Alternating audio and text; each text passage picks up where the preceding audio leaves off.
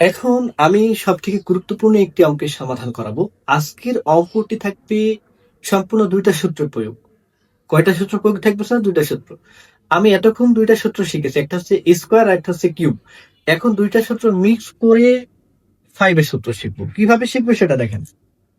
এখন দেখেন বলছে যে x + 1/x = 2 হলে x পাওয়ার 5 + 1/x পাওয়ার 5 এর কোনো সূত্র তো প্রয়োগ করা যাবে না স্যার। সূত্র যেহেতু প্রয়োগ করতে পারবো না সরাসরি, তার মানে আমরা এটাকে একটা সূত্র করে নিব। কিভাবে করব দেখেন স্যার, আমরা যদি একটু কাজ করি, আগে একটা কাজ করি দেখেন। প্রথমে যদি আমরা x³ + 1/x³ into x² + 1/x² গুণ করি, তাহলে কি আসে আগে সেটা দেখবো, তারপর অঙ্ক সমাধান করব। দেখেন এটার সাথে যদি এটা গুণ করেন তাহলে হয় হচ্ছে এক্স পাওয়ার 5 প্লাস এটার সাথে এটা গুণ করলে হয় হচ্ছে এক্স প্লাস। এখন আমি যদি বলতে পারেন স্যার তাহলে কিভাবে হচ্ছে সেটা দেখেন, তাহলে প্রথমে x³ x² গুণ করেন, কত হবে এক্স পাওয়ার 5, এইটার সাথে এইটা গুণ করেন তাহলে প্লাস x³/x² প্লাস, এবার এইটার গুণ শেষ এটা গুণ করেন তাহলে কি হবে স্যার x² + x³, এটার সাথে এবার এটা গুণ করেন কি হবে স্যার 1/x⁵। কেন স্যার? ওই যে নিচে x³ আছে আর এর নিচে x² আছে, তাহলে গুণ করলে কি হবে x⁵। এখন বলতে পারেন স্যার x⁵ হলো কেন? x⁵ হলো এই জন্য দেখেন x³ গুণ x²। এখন আমরা জানি যে কোনো কিছুর বেস যদি সেম হয় স্যার তাহলে পাওয়ার যোগ হয়। কি বললাম? কোনো কিছুর বেস যদি সেম হয় স্যার পাওয়ার যোগ হয়।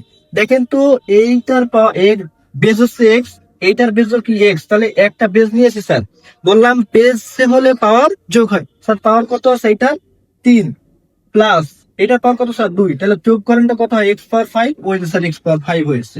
সেম ভাবে এটাও একই কাজ হয়েছে।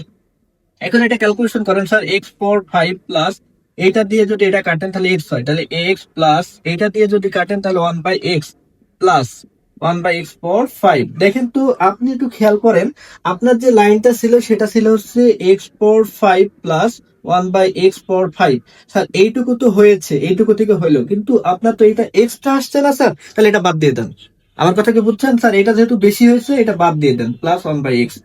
এখন হচ্ছে এই সূত্রটা থেকে আমি তাহলে এইটা বুঝতে পারছি যে এইটার সমান আমরা এইটা লিখতে পারি, এইটার সমান এইটা লিখতে পারি। এখন কিভাবে লিখবো স্যার দেখেন, যদি এইটার সমান এইটা লিখেন তাহলে এইটা তো গুণ করে এটা আপনি এটা পেয়েছেন স্যার, তার মানে এইটার মধ্যে এটা বাদ দিলেই আপনি এই লাইনটা পাবেন। তাহলে আমি এখন সরাসরি লিখতে পারি, দেওয়া আছে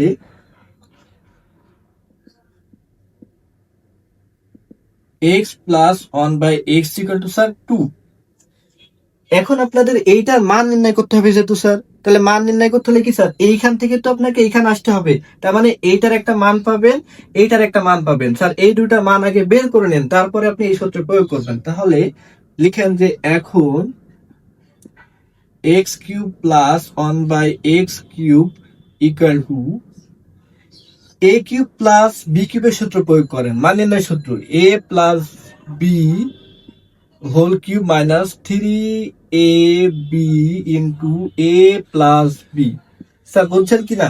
এটা হচ্ছে সূত্রটা এরকম ছিল, যে সূত্রটা ছিল হচ্ছে a³ + b³, a³ + b³ a³ + b³ এর সূত্র ছিল হচ্ছে a + b whole cube minus 3ab into a + b। X x কেটে গেছে স্যার, এক্স এর মান কত দেওয়া আছে 2 হোল কিউব মাইনাস 3 ইন্টু 2, তাহলে কত আসে স্যার দেখেন একটু খেয়াল করেন।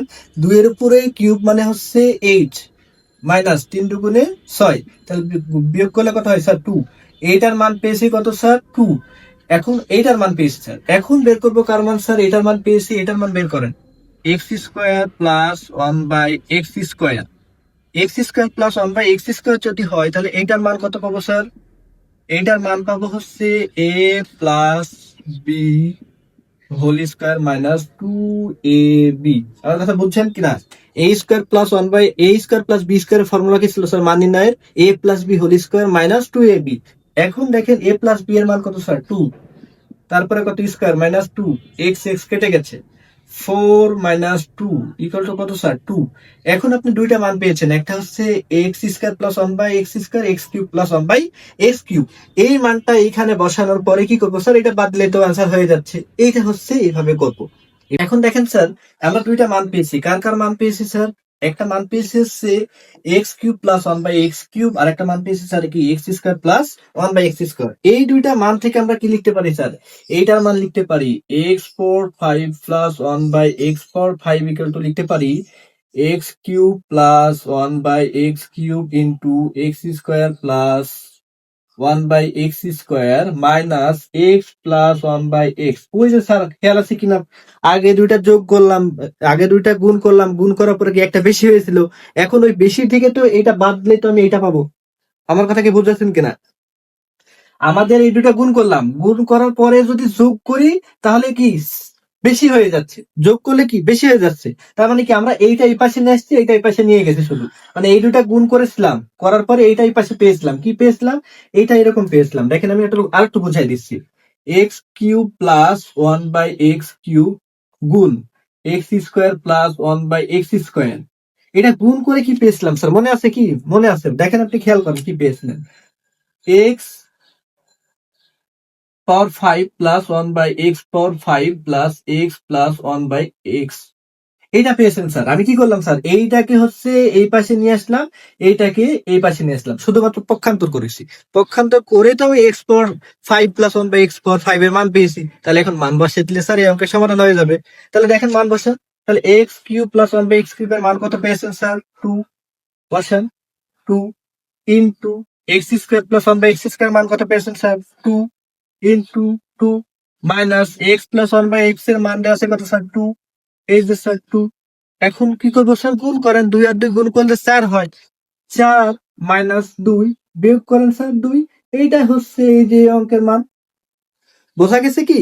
X power five plus one by x power five এর মান কত স্যার? টু।